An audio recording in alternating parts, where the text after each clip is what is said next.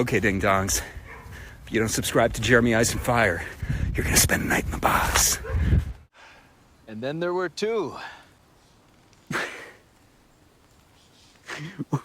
Why are you wiping that glass? Man does what a man does. So you really think this is gonna tell you anything? I think this place has a design. I don't think anything's here by accident. Well, nature has a design, Jade. And that is not nature. It's just something somebody put there. What about the things you see? Civil War soldiers? The guy crushed by the rock in the root cellar? Listen, those were different, okay? Those were completely different. How so, Jade? For fuck's sake. Jade, you mad? I am a little bit annoyed, yeah. Because the Jade that built a multi-million-dollar company when everyone said he shouldn't, that guy had thicker skin. You really want to beat this place? Maybe you should sober up and give that guy a call. There's a nicer way to make your point, you know? What is up, everybody? Jeremy Ice and Fire here, and welcome to the channel. Well, here we are, From fans. Season 3, Episode 7 is here, entitled Scar Tissue, and in this episode we saw multiple different meanings of said scar tissue spread throughout. Whether it was the visible scar tissue that we are seeing between Jim and Tabitha's marriage, or the very physical scar tissue we are seeing on Randall's face after his encounter with the monsters, or whether it is the metaphorical scar tissue that even Henry is seeing that has been inflicted on Victor after being in Fromville alone for so long. And this episode certainly had a very interesting mix of asking the more philosophical questions about the very nature of Fromville, along with having a few interesting reveals, and also some intriguing foreshadowing for where some of these characters' storylines might be going for the rest of the season. The episode starts off with a pretty heated argument between Jim and Tabitha, which gave us a pretty interesting look at some of the deep-seated animosity that they do hold for one another, even still to this day, which of course is mostly rooted back to the death of their son Thomas, which also gave us a little bit more of an insight into why they were initially going to get a divorce in the first place. We knew that the death of Thomas was a major catalyst for this, but now we're learning a little bit more about the finer details. How Jim believed that Tabitha would rather cut and run, as opposed to staying here and doing the hard thing by putting their family back together. And how Tabitha blames Jim for, after the incident, he dove himself headfirst into his work and neglected his family. So it's going to be pretty interesting to see where Jim and Tabitha go from here. Will they be able to mend this rift and bring their family back together? Or will they just continue to fall further and further apart from one another? But next, we cut to Jade and Boyd inside the bar, where Jade is doing everything he can to try and crack the code as to what these numbers inside these bottles mean, as he thinks he is finally getting closer and closer to discovering a little bit more about the very nature of Fromville, with Jade stating how he thinks Tabitha may have experienced some kind of quantum event, and how he believes she may have accessed some sort of wormhole between Fromville and the real world, or maybe even accessed some sort of dimensional rift by some manner, which would maybe indicate that the lighthouse in Fromville and Camden, Maine might occupy the very same space, just on two different planes of existence. Unless she experienced some kind of quantum event, right? Or a wormhole, or any number of theoretical events that would allow her to get from the lighthouse in the woods to Camden, Maine. Which may finally give us a more definitive answer as to how Tabitha ended up in the real world. Yes, we see the boy in white push her out the window and we see her wake up in the hospital, but we weren't quite sure of the mechanism of how she got from A to B. But if the boy in white is capable of opening up one of these dimensional rifts and sent Tabitha through it, that could potentially be the answer. Because I think many of us were under the assumption that it wouldn't just be as simple as finding this lighthouse again and doing a giant swan dive out the top of it. But this also begs another question. If the boy in white is capable of opening up one of these dimensional rifts and sending people through it to the real world, why exactly has he not revealed this to the rest of the town if he is truly trying to help them escape?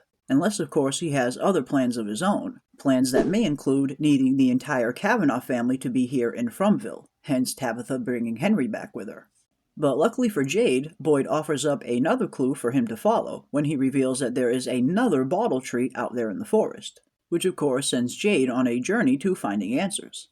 But it seems like he only gets more questions when he does eventually arrive at this other bottle tree and finds that Tom is waiting for him, his dead friend, the bartender. And it was pretty cool to see Tom again on screen, and bravo to the actor Reed Price for braving the Nova Scotia winter with nothing but a short-sleeved t-shirt. And immediately Tom is asking him if Jade is expecting to find some answers at these trees, with Jade thinking that nothing was put here at random and it all has meaning. And I thought Tom's response here was pretty interesting to say the least, and how he talks about Fromville having a sort of natural design and the bottle trees not being part of it. And he does make a good point, as these bottles were put here by someone and aren't exactly a part of the nature of Fromville. Now, that certainly doesn't mean that the bottle trees don't mean anything. Quite on the contrary, I get the feeling they certainly will mean something, as even Miranda was having specific visions of them that Jade thought was very important. But in terms of being a part of the natural design of Fromville remains to be seen. One thing that is, however, a part of the natural design, as Tom also rightly points out, are Jade's visions. But unfortunately for Jade, up until this point he has been crippled with fear every single time he has one of these visions, which I believe is hindering his ability to actually solve this thing. Until Jade learns to conquer his fears and start looking at these visions through a more objective lens, he's never going to be able to make the progress that he wants, as he is unfortunately still crippled by looking at everything through the lens of fear. But as far as the numbers inside the bottles go, Jade does begin to feel like he is starting to make some headway once he makes it back to the bar, and realizes that all of the numbers inside this bottle tree exactly match the numbers inside the faraway bottle tree, with the exception of one tree being written down numerically and the other tree being written in cursive, yet all have the exact same numbers, leading Jade to believe that there is some kind of code or some kind of algorithm yet to be found. So I do think Jade is going to start to make some more headway now that he is using both sides of his brain. The tech millionaire side who built a company from nothing when everyone told him he shouldn't, and the supernatural aspect that Jade has been tapping into ever since he has been here in Fromville. And I think merging these two different aspects of Jade will help him in his search. We also get a pretty interesting storyline of Victor and Henry in this episode as well, as they go on their quest to find the puppet Jasper. But not before we get a really interesting scene between Henry and Victor in Victor's room, where they are still very much in the awkward phase trying to figure out who one another are after such a long time apart.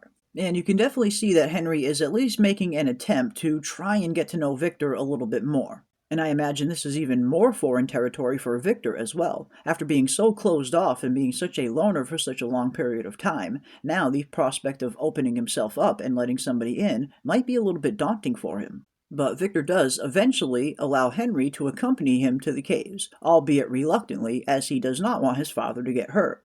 But as they get closer to where Victor last spotted Jasper, they realize that he is no longer in the same location, along with all of the other memorabilia that was down there the last time as well, leading them to descend deeper and deeper inside the caves, which could add a little bit more credence to what Boyd was saying earlier in the season when he mentioned that the monsters may have moved deeper into the caves now that their location was discovered.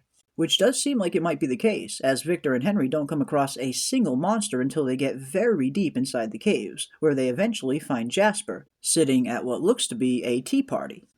And just as they are retrieving the puppet, Henry sees something that sends a chill to his very core, which seems to be a shirt that belonged to his deceased wife, Miranda, which sends Henry into a mini panic, which in turn alerts the monsters to their presence. But did the monsters already know they were coming? Did the monsters intentionally put this Miranda shirt at this table for a reason? After all, we did get that very chilling line from the one monster that was in human form, stating to Victor that if he keeps coming down here, they just might make him stay. We have to go. You know, Victor, if you keep coming down here, one of these days, we'll make you stay.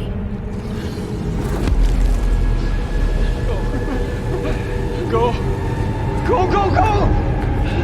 And we did see a few people asking as to why this one monster was in human form when they are usually in their monster form down in the caves. And I get the feeling that the monsters can only speak when they're in human form, and when they're in monster form, they can only screech. At least the evidence in the show seems to be pointing that way so far, as we have never actually seen a monster speaking in monster form. But luckily for Victor and Henry, they safely make it out of the caves with Jasper as they make it back to the Peach truck.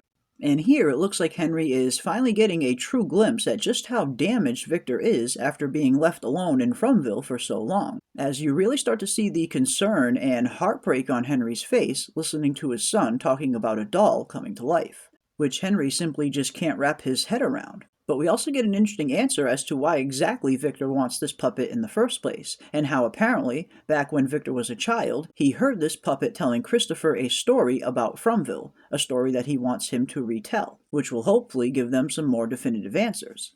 But how exactly will Victor summon this puppet to life remains to be seen. Or could Victor potentially be waiting for nightfall, and maybe this puppet can only become animated at nighttime, similar to the monsters? Whatever the case, I'm really looking forward to seeing where this storyline goes the rest of the season, and what exactly Jasper will eventually reveal. We also get some very interesting scenes and reveals with Fatima's character as well, as she and Ellis are still very worried about what is happening to her and this baby. But luckily, Boyd provides a potential answer, as he reveals an ultrasound was on the ambulance that recently arrived in Fromville, which reveals some shocking results about the pregnancy, or lack thereof, as the ultrasound ultimately shows that there is no baby growing inside Fatima. Okay, so there's your uterus.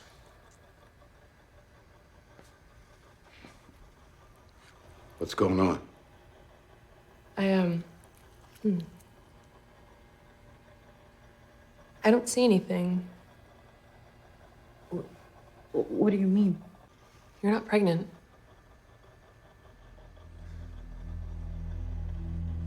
No, that's impossible. Which of course begs the question, just what exactly is really going on with her?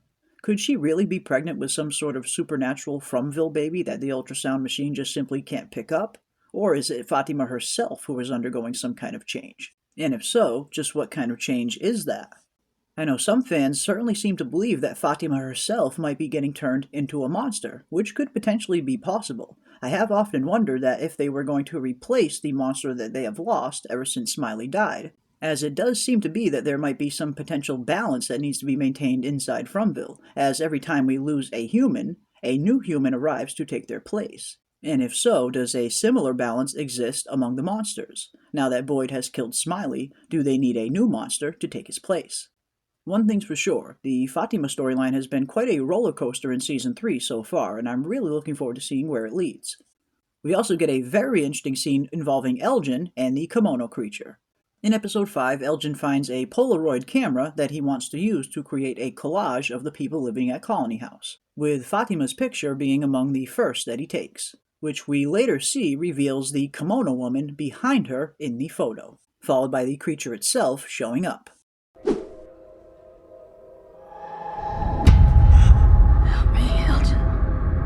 I can save you. I can save all of you.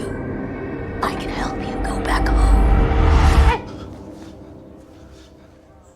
And while I originally thought the kimono creature might just need Elgin's help, now I'm starting to think that there is a more nefarious plan at work, as the dialogue that the kimono creature says to Elgin sounds eerily familiar to something we have seen in Fromville in the past, when Sarah was being manipulated by the voices to do some nefarious deeds. Just like the kimono creature right now, the voices that were influencing Sarah in Season 1 also had a similar bargain for her, stating that they could get her and everybody home if she only do what they say, which is the exact same deal that the kimono creature is now offering Elgin, which for me certainly seemed a little bit like a red flag.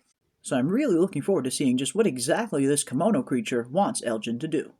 Another scene I really enjoyed, and perhaps the prime example of the title Scar Tissue, was the scene we got between Randall and Mari inside the medical clinic, as Randall has finally waken up from his horrible run-in with the monsters, to see the damage firsthand. And as abrasive as he was being at times in this scene, I do feel like this was one giant cry for help from Randall, a cry that Mari seemed to pick up on. As at first, Randall asks Mari why she is holding it together so well after everything they have been through, which does seem to be pretty accurate. It does seem like Mari isn't experiencing anywhere near as much trauma as Randall and Julie, as Randall suggests that it might not be over.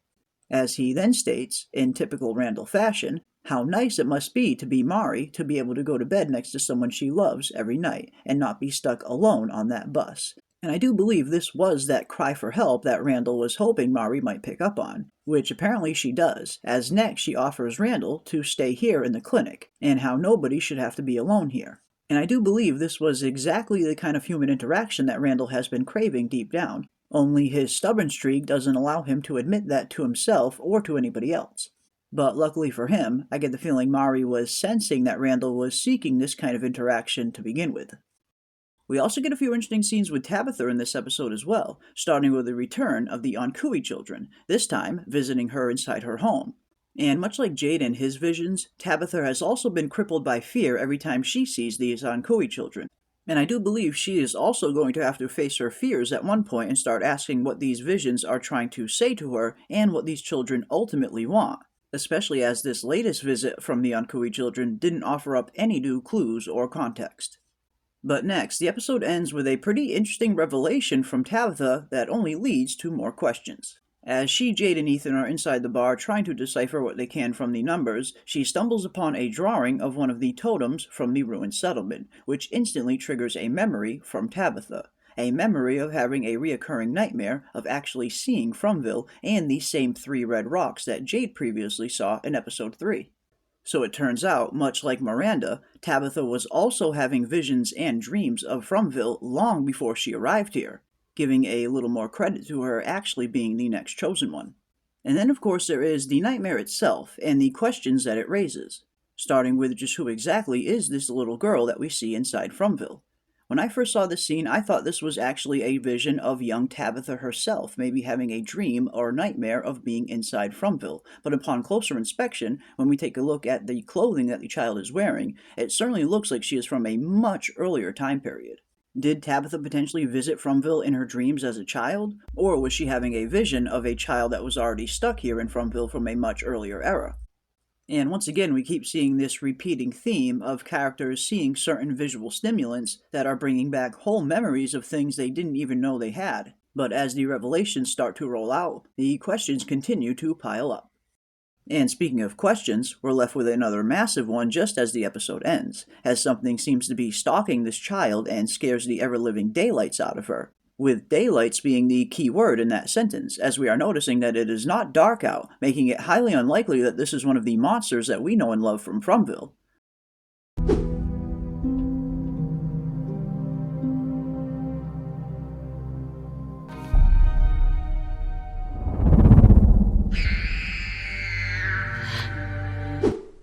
Just what exactly was approaching this child that scared her so deeply? Could it potentially be the same thing that dragged Boyd and Sarah's tent?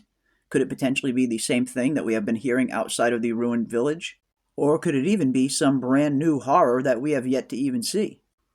Whatever the case may be, it's certainly looking like we have some very intriguing storylines that will be playing out over the rest of the season.